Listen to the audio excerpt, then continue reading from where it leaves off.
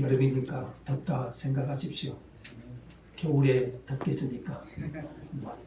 여름이니까 덥다 생각하시고 긍정적인 마음 가지시면 또 이 더위 가운데도 하나님께 예배할 수 있는 특권을 주심이 또 감사하게 생각하면서 하나님 앞에 나아갈 수 있기를 원합니다.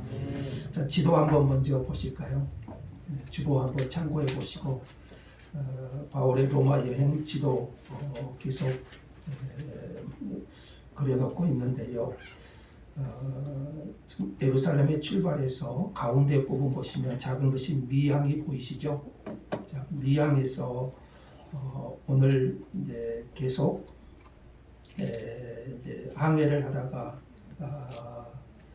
왼쪽 지금 글씨가 잘 안 보이는데 멜리데 섬이라는 곳에 구조가 됩니다. 멜리데 섬에서 로마로 들어가는데 수라구사 보이시죠? 수라구사 그리고 그 위에가 뭐가 있습니까? 레기온 지금 이탈리아입니다. 이쪽이 로마 레기온에 올라가서 이쪽으로 가면 보디올이라는 곳에 이르렀고 그 다음에 아피우스로 나오는데 여기가 오늘 성경에 나오는 아비오입니다. 아비오. 그리고 그 이쪽이 트레이스 타바르네 이곳이 나오고 그리고 조금 올라가면 바울이 끝으로 가고자 했던 로마 이렇게 연결됩니다. 그래서 오늘 설교 제목 한번 봅시다. 로마로 들어가다. 누가요? 바울이 로마로 들어가라. 환대와 격려 이 말씀 함께 나눕니다. 자, 사도행전 마지막 장에 왔습니다. 사도행전 시작 그 유명한 주님의 말씀이 있었죠. 오직 성령이 너희에게 임하시면 너희가 권능을 받고 예루살렘과 온 유대와 사마리아와 땅 끝까지 이르러 내 증인이 되리라. 이 말씀대로 사도행전은요, 이 복음이 예루살렘에서 시작되어 온 유대와 사마리아를 지나 땅 끝까지 이르게 되는 그 과정을 보여주었습니다. 그리고 사도행전에 드러난 땅 끝은 28장에 로마 사도행전에 드러난 땅 끝은 당시 로마 제국의 수도인 로마였습니다. 이 점에서 사도행전은 예루살렘에서 로마까지의 이야기라고 할 수가 있습니다. 사도행전 마지막 장에서 바울은 드디어 복음을 가지고 로마에 도착하게 됩니다. 오늘 본문에서 누가는 바울 사도가 탄 배가 멜리데라는 섬에서 구조되고 환대를 받는 이야기, 그리고 로마에 도착하게 되는 여정에서 역시 형제들의 환대를 경험하게 되는 이야기를 기록하고 있습니다. 자, 먼저 1절에서 10절의 내용을 보시면은요, 멜리데 섬에서 구조되어서 겨울 석 달을 보낸 이야기를 기록하고 있습니다. 그러니까 멜리데 섬에서 바울의 탄 배 총 몇 명이 있었죠? 276명.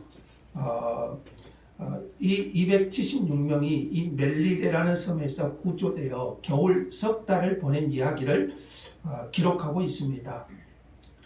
앞에서 바울 선교 사역을 가는 곳마다 굉장히 상세하게 기록한 반면 또 유라굴로 광풍의 사건도 굉장히 상세하게 기록하는 반면 거기에 비하면 오늘 본문의 기록은 매우 간단한 기록이라고 할 수 있습니다. 왜냐하면 이 맥락에서 가장 중요한 부분은 로마로 가는 바울의 여정이기 때문입니다.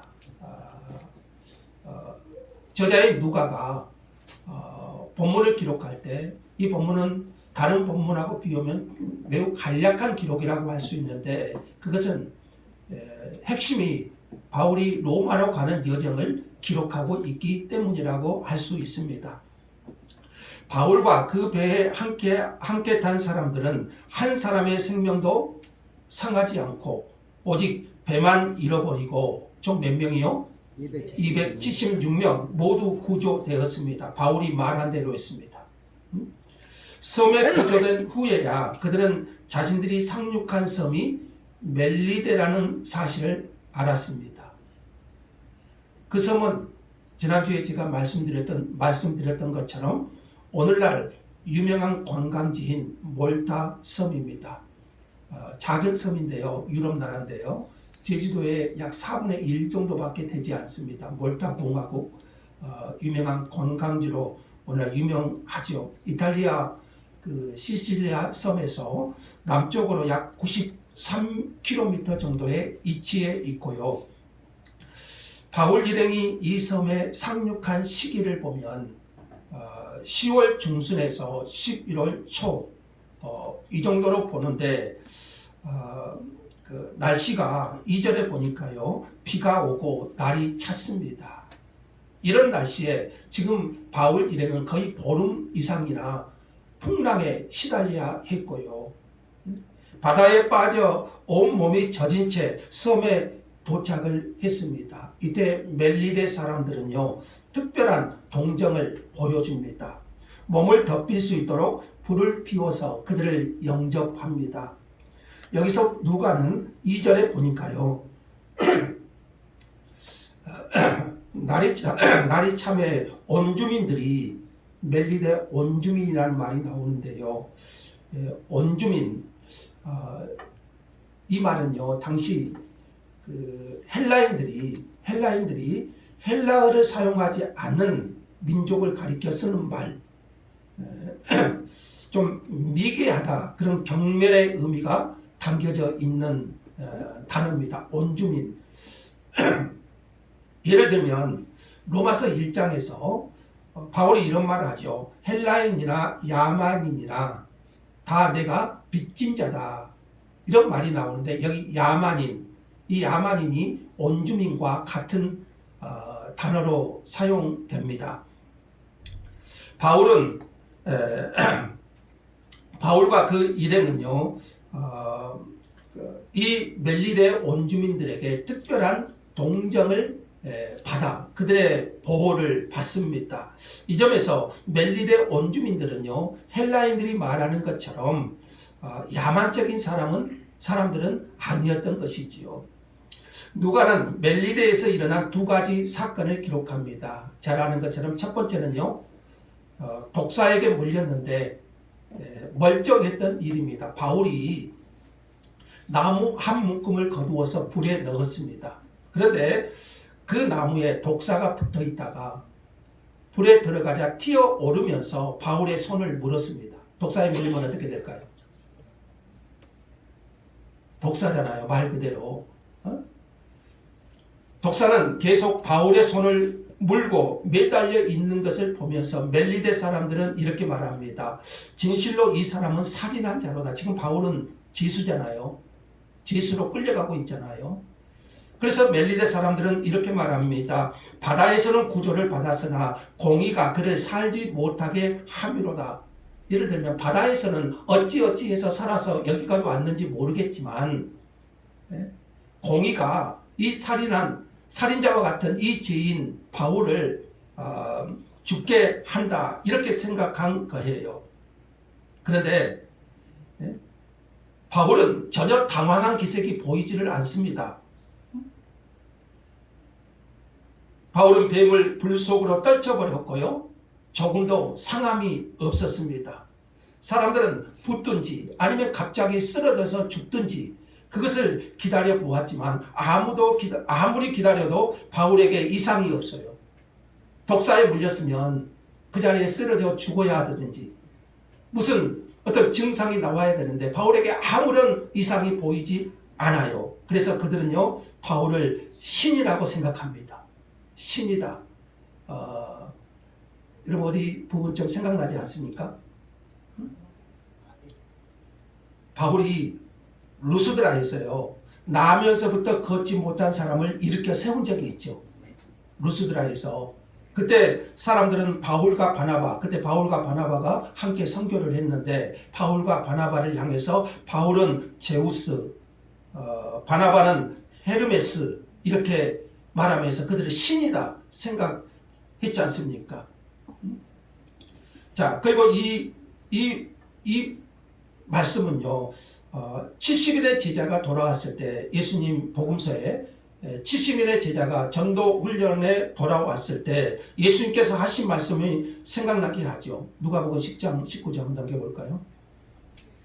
같이 한번 읽어볼까요? 예수님께서 하신 말씀이 있죠. 다 같이요. 내가 너희에게 뱀과 정갈을 밟으며 원수의 모든 능력을 제한을 너희에게 주셨으니 너희를 해칠 자가 결탄코 없으리라. 이 말씀이 또 기억나지 않습니까? 하나님이 바울을 보호해 주신 것이죠. 바울의 그 독사에 물린 바울을 하나님께서 보호해 주신 것이죠. 자, 누가는 이 에피소드를, 이 사건을 여기서 끝냅니다. 이 사건 이후에 바울이 멜리데 섬에서 복음을 어떻게 전했는지, 그리고 멜리데가 어떻게 구원을 받고 교회가 형성되었는지 그 과정은 생략합니다. 왜라겠죠? 지금 이 부분이 핵심은 바울이 로마로 가는 여정을 기록하려고 하기 때문에 이 사건 이후에 바울이 멜리데 사람들에게 어떻게 그리스도의 복음, 십자가의 복음을 전하고 누가 회개하고 교회가 세워졌다, 그런 이야기는 생략합니다. 아시는 것처럼 여러분, 이 몰타 섬은요, 제가 제주도의 4분의 1 정도 크기밖에 되지 않는다고 했어요. 여기 교회가 몇 개 있는지 아세요? 360개가 있습니다. 지금은 가톨릭 국가가 되었지만 이 몰타 섬에 이 영향이 컸죠. 에티오피아 내시가 빌립에게 전도를 받고 에티오피아가 기독교 국가가 된 것처럼 이 몰타 섬에 이런 교회가 이렇게 세워졌어요. 바울의 이 영향 아니겠습니까? 멜리데에서 일어난 두 번째 사건이 있는데요. 7절에 보니까요, 이 섬에서 가장 높은 사람 누굽니까? 버블리오에 관한 이야기인데, 버블리오는 멜리데에서 가장 높은 관리고 토지를 많이 소유한 지주였어요. 버블리오는 이 바울과 여행 동행자들에게 특별한 환대를 해줍니다. 7절에 보니까요, 그가 우리를 영접하여 사흘이나 친절히 머물게 했다, 이렇게 나옵니다. 버블리오가 그때 바울은요, 이 버블리오의 부친, 이 부친이 열병과 이질에 걸려 누워 있는 것을 보게 됩니다. 그리고 바울은 들어가서 기도하고 안수해서 그를 치유해 줍니다.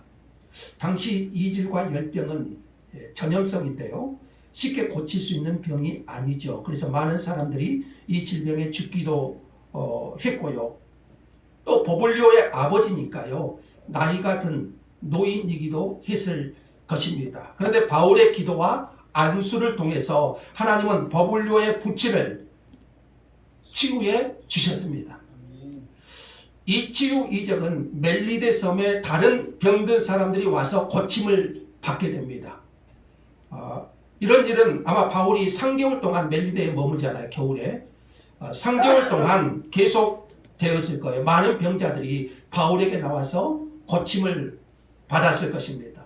하지만 이 사건도 바울의 복음 전도 사역으로 어떻게 연결되었는지는 말하고 있지 않습니다. 연결된다고 그랬죠? 누가가 다른 건 생략해요. 지금 바울이 로마로 가는 여정에 집중되어 있기 때문에 다른 부분은 생략된 것이라고 할 수가 있습니다. 자, 이렇게 3개월의 시간이 지났고요. 시간으로 한다면 바울이 로마로 들어가는 시기가 주 60년, 그러니까 예수님 이후 60년 정도 시간이 흐른 때예요. 자, 보통 겨울을 지내고 지중해에서 항해를 재개하는 시간은 겨울에는 갈 수 없다고 그랬죠. 그래서 이제 봄, 보통 3월 10일경이 됩니다. 이제 항해를 할 수 있는 시간이. 다시 로마로 가는 항해를 위해서 멜리데를 떠나게 되는데, 멜리데 온주민들은요, 굉장히 후한 예로 바울과 일행들을 대접하고 배에는 그들이 필요로 하는 모든 물건들을 실어주었어요. 이유는 아마 멜리데에서 많은 병자들을 고쳐준 그런 것도 있었을 것이고요. 앞으로 두 이적 사건의 열매라고도 할 수가 있죠. 어쨌든 굉장히 극진한 환대를 받았습니다. 어디 있어요? 멜리데 몰타라는 곳에서 굉장한 극진한 환대를 받은 것을 볼 수가 있습니다. 자, 멜리데에서 겨울을 보낸 바울은 드디어 다시 로마로 가는 여정을 시작합니다. 멜리데에는 로마로 가기 위해서 겨울을 이곳에서 보낸 또 한쪽에 알렉산드리아 배가 있었던 것 같아요. 지금 바울이 타고 온 알렉산드리아 배는 지금 파손되어 버렸고요. 배가 또 다른 알렉산드리아 이게 애굽 곡물선이라고 제가 말씀을 드렸죠. 알렉산드리아 배. 또 다른 알렉산드리아 배가 겨울을 이곳에서 보내고 있었습니다. 누가는 그 뱃머리에가 뭐가 있었다고 그랬죠? 디오스구로 장식, 이것을 언급합니다. 그 알렉산드리아 뱃머리가 디오스구로 장식, 이것은 디오스구로는 그리스 로마 신화에서 뱃사람들의 수호신으로 알려져 있습니다. 수호신. 누가는 특별히 디오스구로를 언급함으로써 뱃사람들의 수호신이라고 했잖아요. 누가가 이것을 언급한 것은 진정한 수호신이 누구인가 이것을 드러내려는 것 같아요. 진정한 수호신은 디오스구로가 아니라 하나님이심을 누가가 드러내고자 한 것 같아요. 화고드 마샬이라는 학자는요, 누가가 이런 쓸모없는 정보를 더함으로써 꼭 뱃머리에 꼭 이것을 기록한 것은 쓸모없는 정보 이렇게 말하면서요, 이야기의 생생함을 더하려고 했다. 그렇게 말하기도 합니다. 이제 멜리데에서 로마까지의 여정은 순풍의 돛을 단 듯 진행됩니다. 자, 그들은 멜리데에서 떠나 지도에 보시면 약 150km 이상을 항해해서요, 시실리아 섬 동부 해안에 있는 항구 수라구사에 도착합니다. 자, 지도에 보면 보이시죠? 이탈리아 지도와 비슷해요. 시실리아 섬에서 좀 떨어진 수라구사에 도착합니다. 거기서 몇일 보낸가요? 사흘을 보내고요. 사흘을 보내고 이탈리아 반도, 이탈리아 지도 보면 장화처럼 생겼어요. 장화. 이탈리아 반도 장화 코끝이라고 할 수 있는 레기온에서 하루를 보냅니다. 레기온. 보이시죠? 하루를 지내고 남풍이 일어나니까요, 325km 되는데 북쪽에 있는 보디올까지 그 바람에 힘입어서 하루 만에 도착합니다. 남풍으로 인해서 굉장히 쉽게 항해를 하죠. 그리고 보통 1세기 여행자들은 이 보디올에서는 이제 육로를 이용해 가지고, 당시 로마 도로가 유명했어요. 잘 뚫려 있어요. 그래서 이 보디올에서는 잘 닦인 로마 도로를 통해서 로마까지 들어갑니다. 자, 보디올에서 로마까지는 약 209km입니다. 209km 정도의 거리입니다. 거의 다 왔지요. 자, 어찌된 일인지 바울과 일행은 보디올에서 얼마나 머무니까요? 일주일을 머뭅니다. 성경 한번 따라가 보세요. 보디올에서 거의 일주일을 머물게 됩니다. 우리는 왜 보디올에서 일주일을 머물렀는지 알 수는 없어요. 아마 보디올의 그리스도인들이 바울과 그리고 나머지 사람들까지 굉장히 환대를 했던 것 같아요. 보디올에서. 아마 보디올에는 유대인 공동체가 있었던 것 같습니다. 이 보디올은 국제도시이기도 했고요. 그래서 이 보디올의 그리스도인들이 바울과 일행만이 아니라 백부장 율리오와 군인들과 많은 제수들을 굉장히 후하게 대접했기 때문에 아마 이 보디올에서 백부장 율리오가 편의를 봐주었지 않았을까. 그래서 보디올에서 거의 일주일간을 머물게 됩니다. 자, 그래서 이 보디올에는요, 당시 유대인 공동체, 그러니까 그리스도인 공동체가 형성되어 있었던 것을 알 수가 있고요.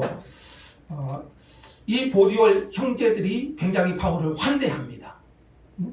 제수의 신분으로 로마로 향하는 바울의 마음을 한결 기쁘게 하고 바울을 위로하고 또 격려합니다. 그러니까 이 보디올의 형제들이, 그리스도인의 형제들이 바울과 바울 일행을 굉장히 극진히 일주일 동안이나 환대하는 것을 볼 수가 있어요. 그리고 이것이 끝이 아니에요. 로마의 형제들이 지금 보디올에서 로마까지 어느 정도 된다고 그랬죠? 209km. 209km 된다고 했잖아요. 로마의 형제들이 바울이 오고 있다는 소식을 들어요. 그래서 아비오 광장과 트레이스 타베르네까지 영접하러 나와요. 그러니까 한 그룹은 로마에서 약 69km 떨어져 있는 아비오 광장으로, 또 한 그룹은 약 53km 떨어진 트레이스 타베르네로 왔어요. 아마 보디올에 7일 동안 머문 동안에 보디올의 형제들이 로마에 있는 형제들에게 아마 바울이 왔다는 소식을 전했을 것 같아요. 그래서 로마의 형제들은 이렇게 멀리까지 영접하러 나올 수 있었습니다. 이들이 이 먼 거리를 마다하지 않고 바울을 만나기 위해 왔다는 사실은요, 로마 교회가 얼마나 바울을 존경하고 인정하고 있었던가를 생각해 볼 수가 있겠지요. 자, 로마로 로마가 언제 어떻게 이 기독교 그리스도인의 공동체가 세워져 있는지는 확실하잖아요. 바울이 로마에 가본 적이 있나요? 로마에서 선교했다는 적은 없잖아요. 지금 처음으로 바울이 로마에 지금 가고 있는 것이고, 그런데 이 로마에 언제 어떻게 그리스도인 공동체가 세워져 있는지는 확실하지 않습니다. 아마 오순절에 예루살렘에 온 유대인들 중에, 이런 오순절 성령 강림 사건 아시죠? 각국에서 예루살렘에 몰려와서 사도들의 설교를 통해서 많은 사람들이 변화되고 예수 그리스도를 영접한 그리스도인이 되는 사건이, 교회가 탄생되는 사건이 일어났지 않습니까? 아마 그때 성령 강림을 체험한 사람들이 돌아가서 로마에도 교회를 세웠지 않았을까, 그런 생각을 한번 해볼 수가 있고요. 아니면 바울이나 다른 사람들로부터 복음을 들은 사람들이 로마로 가서 복음을 전하고 로마의 교회가 세워졌을 것이다, 이렇게도 한번 생각해 볼 수가 있을 겁니다. 바울은 그때까지 로마에 가본 적이 한 번도 없지요. 그런데 여러분 아시는 것처럼 약 3년 전에 바울이 고린도에서 로마서를 썼죠. 기억나시죠? 고린도에 머물 때 바울이 로마서는 그래서 로마로 가고자 한 바울이 예루살렘을 거쳐서 로마로 가고자 하는데 갈 수 없는 상황에 대비해서 예루살렘에서 바울을 죽이고자 했잖아요. 그래서 갈 수 없는 상황을 대비해서 고린도에서 로마서를 써서 누구에게 보낸가요? 갱그리아 교회 일꾼 베베, 여집사 베베를 통해서 이 로마서를 보내잖아요. 그래서 로마에 있는 상당수의 그리스도인 형제들은 바울을 알고 있었을 거예요. 이 로마서를 통해서 바울을 알고 있었을 거예요. 바울이 자신을 영접하러 멀리까지 내려온 로마의 형제들을 만났을 때 그 감격이 어떠했겠습니까? 이들을 얼마나 보고자 했습니까? 로마의 형제들을. 그래서 로마서를 써서 보내기도 했지 않습니까? 그런데 이 로마의 형제들이 멀리서부터 아비오 광장까지, 그리고 트레이스 타베르네까지 마중 나오고 있는 것을 보면서 바울이 얼마나 감격하였겠습니까? 자, 여러분은 오늘 본문에 흐르는 큰 주제가 있는 것을 여러분 좀 눈치채셨습니까? 본문에 흐르는 큰 주제가 뭔가요? 제가 설교 제목에 써놨죠. 환대와 격려. 멜리데 원주민들은요, 2주 동안이나 강풍에 시달렸던 바울과 바울 일행들, 파산한 배에서 간신히 탈출해서 목숨을 건진 276명의 사람들에게 특별한 동정을 베풀어서 그들을 영접해 주었습니다.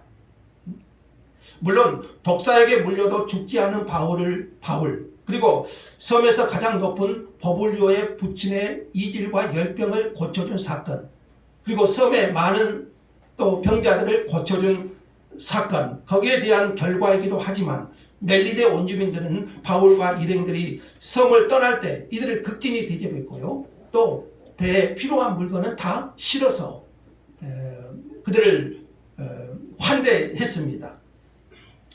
이들은 그리스도인 형제들은 아니었지요. 그리스도인 형제들은 아니었지만 하나님께서 이들의 마음과 손길을 통해서 지친 바울을 위로하고 격려하신 겁니다.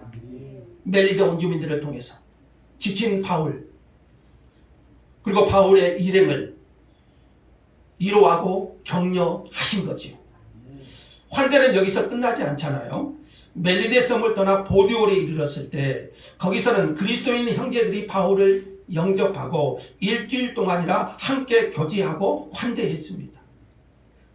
생각지도 못한 이 일에 바울은 얼마나 힘을 얻을 수 있었겠습니까? 바울이 로마에 도착하면 이런 일이 있을 거라고는 전혀 생각하지 못했을 거예요. 그런데 멜리데 섬의 원주민들이 2주 동안이나 바울 일행을 환대하게 접대해 주었고요. 하나님의 격려였죠. 위로였죠. 그리고 보디올에 도착했을 때는 보디올의 그리스도인 형제들이 이들을 또한 바울 일행을 일주일 동안이나 대접하고 극진히 환대한 것을 볼 수가 있어요. 그 일주일 동안 바울은 보디올의 형제들에게 많은 이야기를 들려주지 않았을까요? 그동안 바울이 전했던 십자가의 복음, 그 십자가의 복음을 나누었을 것이고 또 그동안 바울이 이루었던 선교사에게 은혜도 나누었지 않았겠습니까? 바울 덕분에 백부장 율리오까지 보디올의 형제들의 섬김을 받았을 가능성이 큽니다. 지금 모든 것이 누구 덕분인가요? 바울 덕분이잖아요. 그들이 살아난 것도 바울 덕분이고 지금 보디올의 형제들에게 이런 환대를 받게 된 것도 바울 덕분이고요. 책임자 백부장 율리오도 이걸 다 알았을 거예요. 백부장 율리오는 얼마나 놀랐겠어요. 내가 호송하는 죄인 이 바울이 범상치 않는 인물인 것을 이미 풍랑에서도 알았겠지만 로마에 도착해 보니까 이탈리아 사람들까지 이 바울을 다 알고 있어요. 그러니까 율리오 입장에서는 이 바울이 범상치 않는 인물 그리고 대단히 존경받는 예인이라는 사실을 아마 알게 되었을 겁니다. 보디올에서는 이제 육로를 통하여 로마로 가게 되는데요. 바울은 자신을 맞으러 온 로마 교회 형제들을 만납니다. 앞에서 말한 것처럼 아비오 광장까지. 그리고 또 일부는 트레스 타베르네에서 만나게 됩니다. 각기 로마에서 69km 떨어져 있고요. 53km 떨어진 곳에서 로마 형제들이 바울을 마중 나와요. 이 형제들과 얼마나 깊은 간격, 죄회를 했겠습니까? 바울에 대한 로마 교회 환대, 바울을 영접하는 로마 교회 성도들의 환대를 한번 생각해 보세요. 너무나 극진하지 않습니까? 이처럼 긴 여정의 마지막 순간에는 계속해서 환대를 통한 격려를 바울에게 계속해서 부어주고 계십니다. 자, 한번 돌아보세요. 멜리데에서는 예수를 믿지는 않지만 그 원주민들을 통해서 바울을 위로하고 환대하고 격려해 주셨고 보디올에서는 또는 그리스도인 형제들이 또 바울 일행을 극진히 접대해 주었고 그리고 로마에 도착하니까 로마의 형제들이 그리스도인 형제들이 아비오 광장과 타베르 광장까지 나와서 바울을 영접합니다.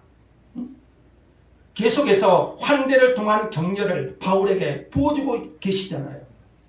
로마 마지막 그런 여정에서. 그래서 여기서 누가는 이렇게 기록합니다. 15절 하반절을 한번 보세요. 자, 15절 하반절에 이렇게 나오죠. 같이 한번 읽어보죠. 바울이 그들을 보고 하나님께 감사하고 담대한 마음을 얻으니라. 뭘 보고 그러죠? 그들을 보고. 그들이 누굽니까? 로마 형제들 아닙니까? 그리스도인 형제들.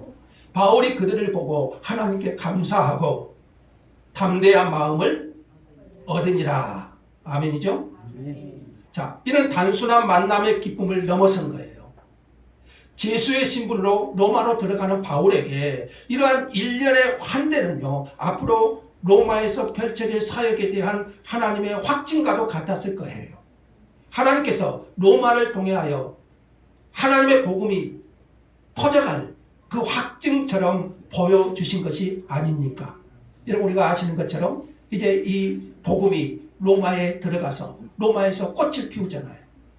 그래서 결국 AD 313년에 로마는 콘스탄티노플에 의해서 기독교가 공인이 되지 않습니까? 바로 이런 복음의 열매가 아마 그런 확증과 같은 것을 바울에게 지금 보여주고 있는 것이죠.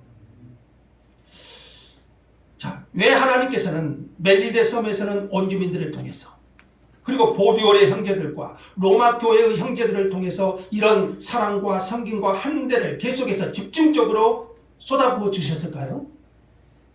누구에게? 바울에게. 왜 그랬을까요? 한마디로 바울을 격려하시기 위함이었지. 바울은 로마로 호송되는 진수의 신분이었어요.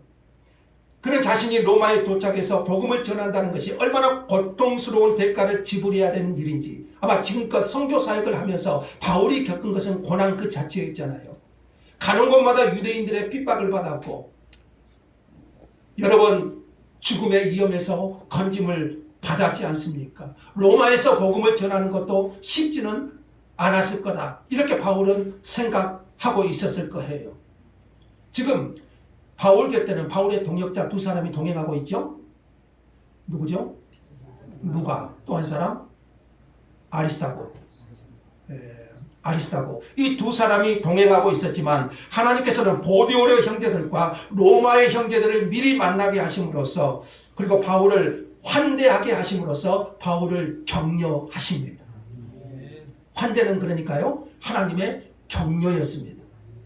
바울아 너는 혼자가 아니다. 이렇게 말하는 하나님의 메시지이기도 한 것이죠. 바울의 로마 여정을 자세히 들여다보면요 하나님께서 얼마나 섬세하게 당신의 종을 격려하시는지를 알 수가 있습니다. 처음에는 이방인 온주민들을 통해서 멜리데, 그 다음에는 보디올의 그리스도인을 통해서, 마지막으로는 로마 교회의 형제들을 통해 이렇게 점진적으로 깊어지는 환대를 경험하게 하셨습니다. 특별히 주목할 것은요 바울이 받은 환대의 성격이 점점 변화되어 간다는 것을 보여줘요.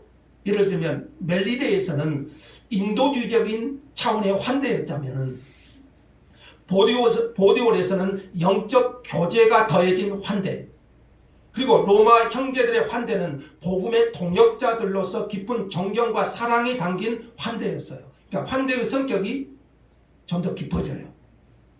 이것은 마치 바울을 향한 하나님의 마음을 점점 더 깊이 드러내시는 것과 같습니다. 하나님은 때때로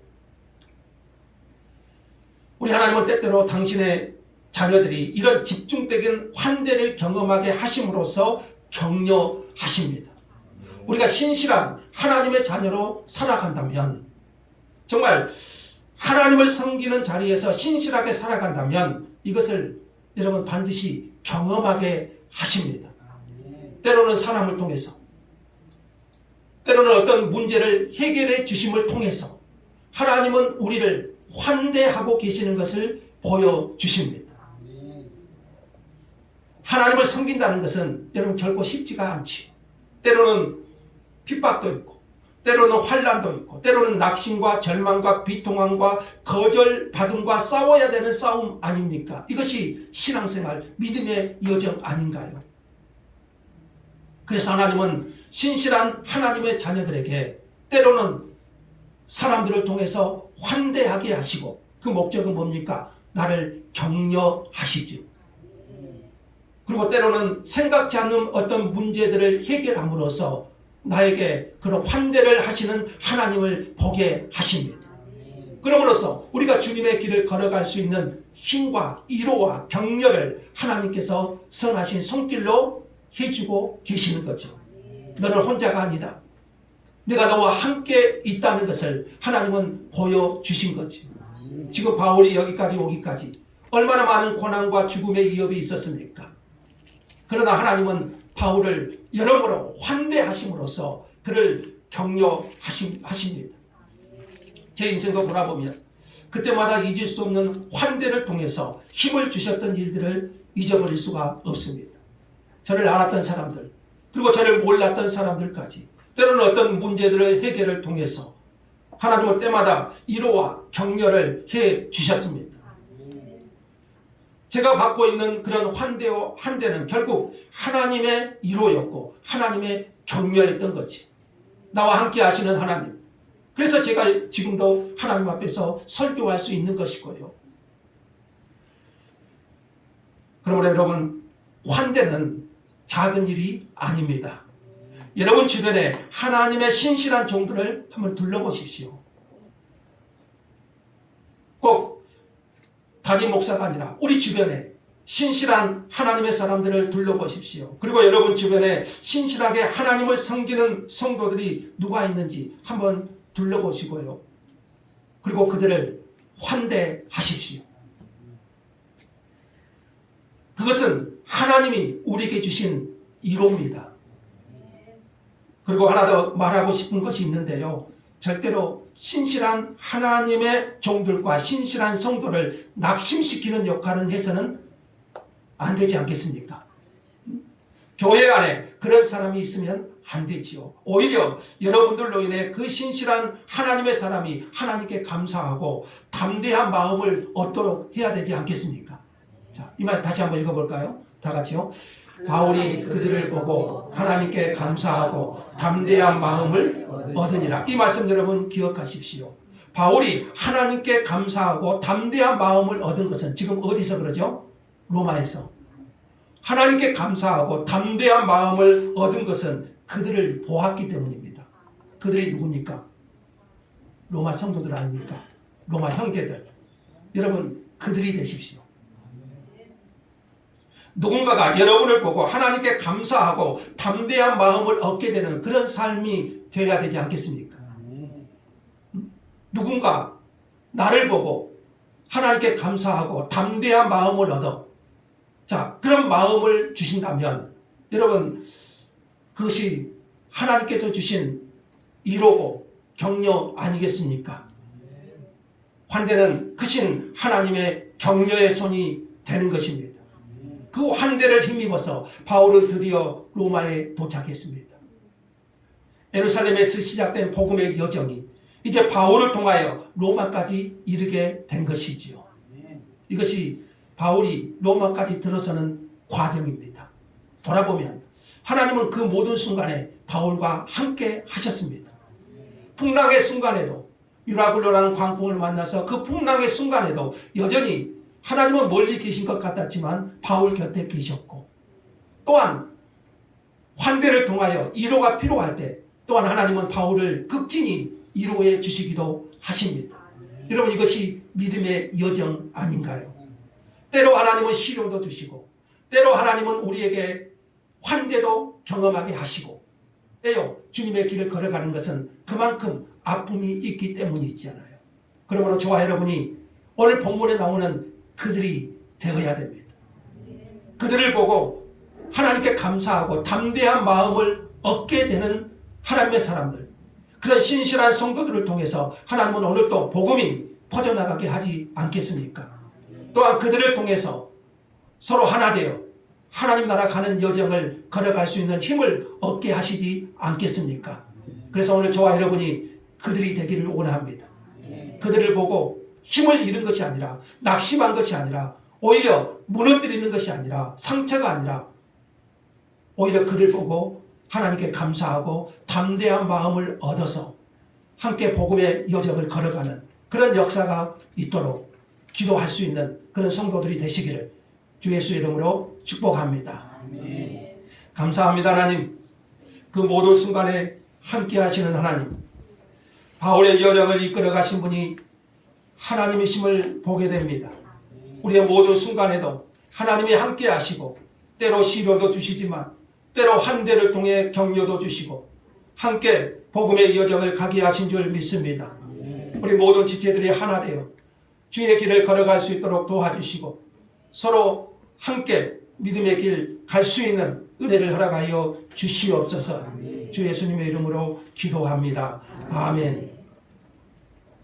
자, 370장 찬송 드립시다.